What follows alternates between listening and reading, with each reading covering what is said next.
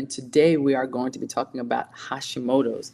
Hashimoto's, you might think it's a thyroid issue, but it's not. It's actually a whole body issue. And if you have Hashi, it actually is a loud, clear signal that your whole body has been battling a systemic problem for quite some time, and it's just now showing up in your thyroid. So if you're focused on your thyroid trying to fix the issue, you're looking in the wrong place. And it's critical that you find out what's actually going on. So today we're going to talk about Hashimoto's, what it is, and why we should really be looking at the whole body and not just the thyroid. But first, let me tell you how to reach me and my team. Why? Because you're going to want to reach us because we're awesome. So if you're watching us on Facebook right now, this is live. Go ahead, type in your questions, even if it's not related to Hashi. This is your chance. Ask your questions. We're going to answer it. If you are watching on replay, ask us your questions also. We will see them and we will respond to you. Wherever you are, type the word change, and that lets us know that you want our show notes, and we'll email them to you. If you're on YouTube, don't be cheap. Go ahead and click like and subscribe. Help us get our message out to everyone because it's so helpful when you do that. And if you are listening on the podcast, walking your dog, mowing your lawn, being on a tractor, whatever, we just want to let you know that my hair looks fabulous. I'm wearing a black, sweater with it says the new method Dr. E on it. And other than that, you're not missing anything because I'm just going to keep on talking. And wherever you are, follow us on Instagram or Threads because we're funny and we post a lot of really good topics for you to see. And share this with the people that you love in your life. You might not have Hashimoto's, but other people might. And this could really make the difference in how they're going to treat it. And in case you don't know who I am, my name is Efrat Lamondre. Everyone calls me Dr. E. I'm the NP with a PhD, and I invented the new method where I empower people to realize that their symptoms are not in their head because you always knew there was a better way. So wherever you are, join the conversation. Let us know that you're here, and let's start talking about Hashimoto's. What is it? I always start with definitions just to get us all on the same page. So first of all, your thyroid. Picture your thyroid as a thermostat in your house, right? It's a small little thing in your house. In this case, it's a butterfly-shaped gland in your neck. And it's just like a thermostat. It regulates the temperature to keep you comfortable. And with the thyroid, it produces hormones to control the speed and efficiency of your body's functions. Everything from how quickly you burn calories to how fast your heart beats. Now, hypothyroid means that your thyroid, your thermostat, is set too low. It's just not doing what it's supposed to do. And that's a condition where your thyroid doesn't produce enough hormones, thyroid hormones, causing your body's function to slow down. And this can make you feel tired, cold, gain weight, and even depressed. Hashimoto's is the reason why you have this hypothyroid. So the way you can think about it is your thermostat is set low, and it's not because you set it low. It's because someone hacked your home security system, and now your security system thinks that your thermostat is a threat, and it starts to attack the thermostat. That's an autoimmune condition where your immune system mistakenly attacks your thyroid, and this attack can lead to the thyroid becoming damaged and underactive, resulting in hypothyroidism. Okay? We got these definitions. So now we understand how it's being treated. Oops. Let me see. As always, I forget to change these buttons. So we did Hashimoto's. Here's our button for Hashimoto's. So how do we treat it is always the question. So in conventional medicine, when we see a person with Hashimoto's, we say, oh my goodness, your thyroid's not okay. It's not producing the hormones that we need, the T4, that's the hormones that the thyroid is in charge of. And without this T4, the whole system is slow and sluggish. So we must fix it by giving you T4 in a pill form. That's usually called levothyroxine or Synthroid. So we give you the pills, we give you the T4, and then in a few weeks we check again to make sure your blood tests are good, and we see if we need to adjust. Maybe a little more T4, maybe a little less, and when we get the numbers right, you're considered okay. The fancy word for that is euthroid. Everything is fine. But is it fine? Is it really enough? Now, when we take this medication, the problem is that we never actually address why this is happening in the first place. Don't get me wrong, you have to take this medication. It can get really dangerous without T4, so don't stop your meds. But the approach is like trying to fix a leaky ceiling by mopping up the water on the floor without fixing the hole. You can mop all day, but until you fix that hole, you're never getting it right. And that's the same with Hashimoto's. You can take the meds, and you should take the meds, but until you find out why it's happening, your dose will continue to go up and up and up, and more issues will arise. In functional medicine, which is what we do at the new method, we always ask, why is the immune system attacking the thyroid? What is going on that causes so much disruption that suddenly your body will attack itself? And of course, this is not just for thyroid. We ask this for every disease and disruption in the body. We look for root cause. Because guess what? Your thyroid issue, your Hashimoto, is actually the end result of a more systemic issue, one that you've had for a while. And if you don't correct it, not only will your thyroid get worse, but expect more things to go wrong. Because until we address that hole in the ceiling, you could expect more and more water to come in. Because, surprise, surprise, the body's actually connected. And even though you go to one office for your thyroid and one office for your GI, they're actually connected and they actually influence each other. So let's talk about what are the things, what are the body parts, what's happening in my system that can actually affect the thyroid. Now, if you know me by now, you know that I am going to start with the gut. It's just where I'm going to start. But this time, we're going to get a little more technical. This particular part of the episode is going to explain very technically how things in your system affect your thyroid. And if you like technical stuff, awesome. And if you don't, 1.5 speed is for you, so we can get to the end and talk about supplements. But stay in no matter what, okay? Here we go. I love 1.5 speed. I use it all the time. 2 is a little too fast. 1.5 is just right. Okay, so if you have Hashimoto's, let's start with the gut. You might as well accept the fact that you have leaky gut. What is leaky gut? I did a lot of episodes on it, but I'm going to do a quick, super fast version for you guys who are catching up. Every time you eat something, you're actually bringing the external world into your body, right? You bring that in there.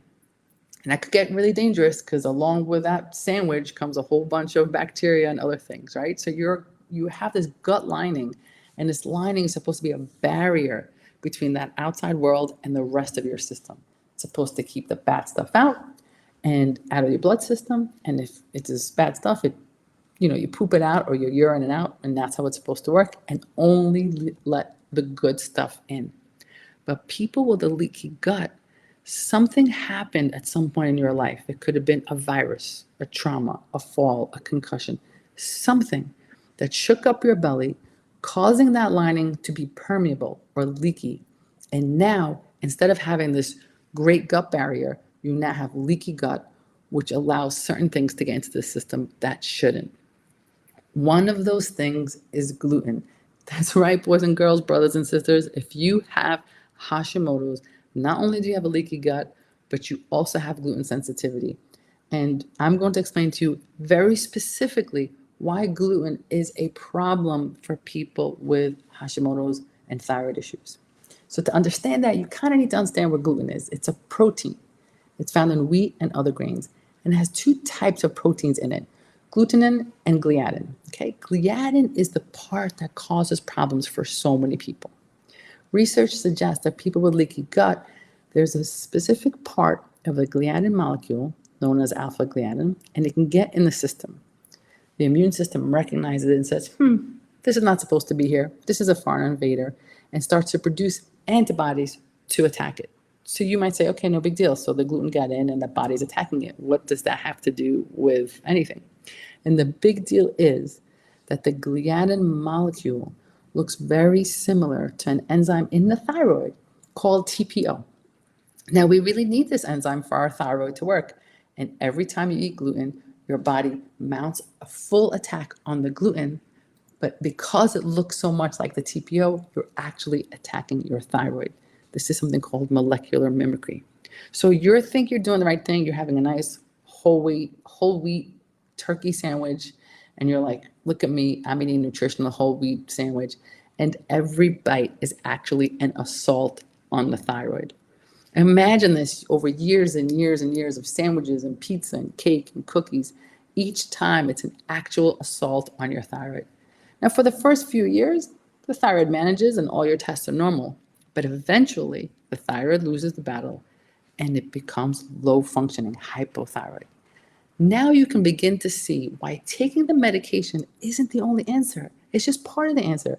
Because if you keep eating the gluten and the assault continues, you're going to need stronger and stronger doses of medication as the years go by. Make sense?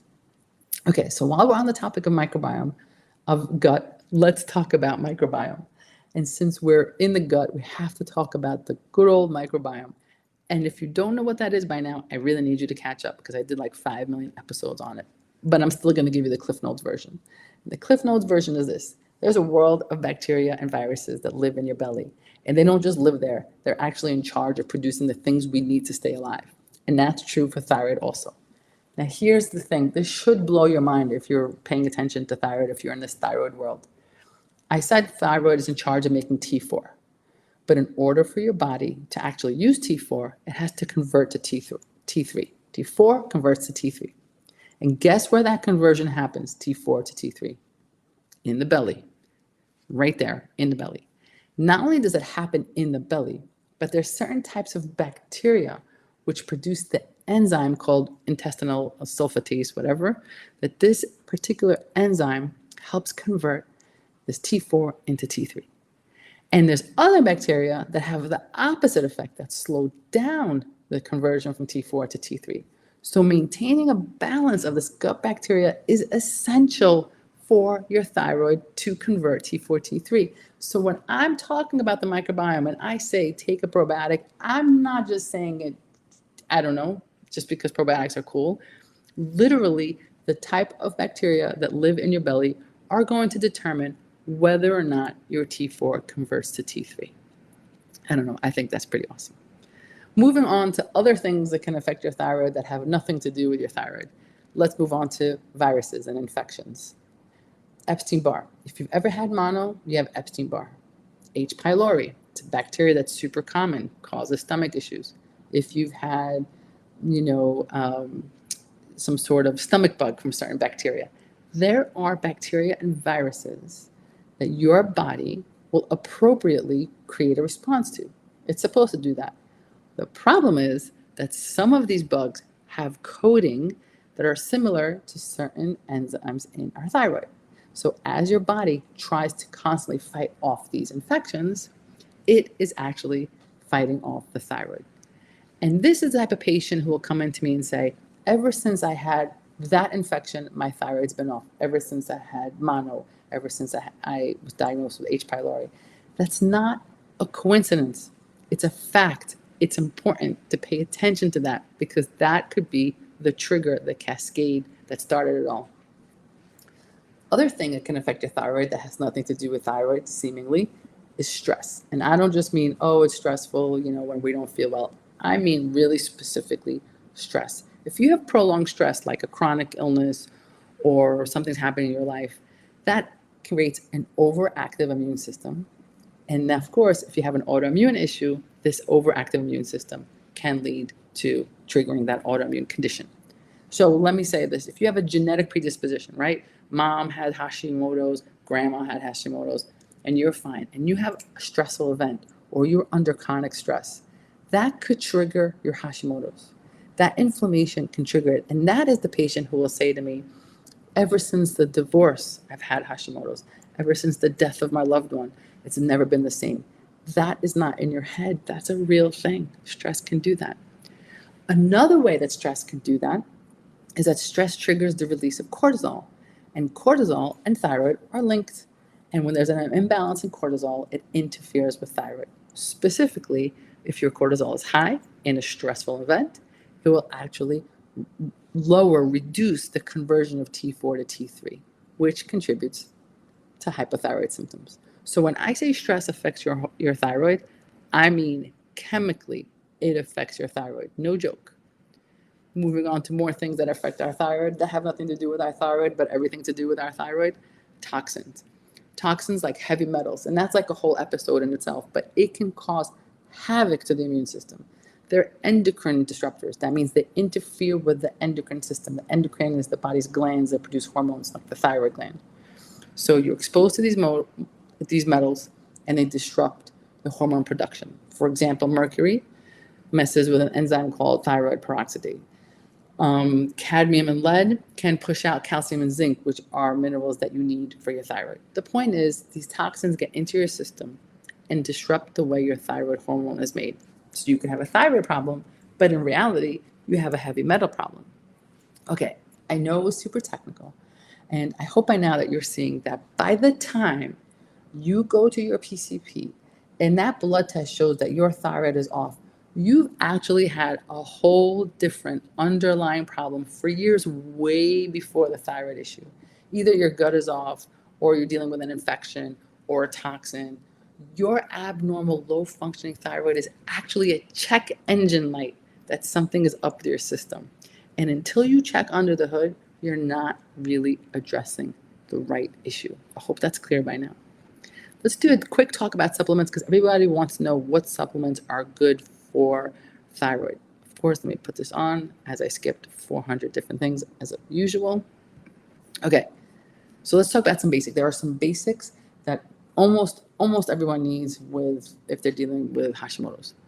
First one is iodine. I go like this in my hands because it's an important nutrient and it helps, create the thyroid's T3 and T4. But it's a little bit like Goldilocks, not too hot, not too cold. Because if you have too much iodine, that could also make your thyroid go haywire. So iodine, take it easy, don't overdo it.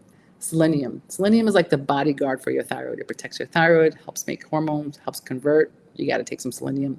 Zinc, amazing, also converts T4 to T3 and overall helps your immune system. So it's a good one. Iron is like fuel for making thyroid hormones. So if you're low on iron, your thyroid might not be working well. Vitamin D is just a big player in your immune system. And if you have autoimmunity like Hashimoto's, you need to get your vitamin D levels up.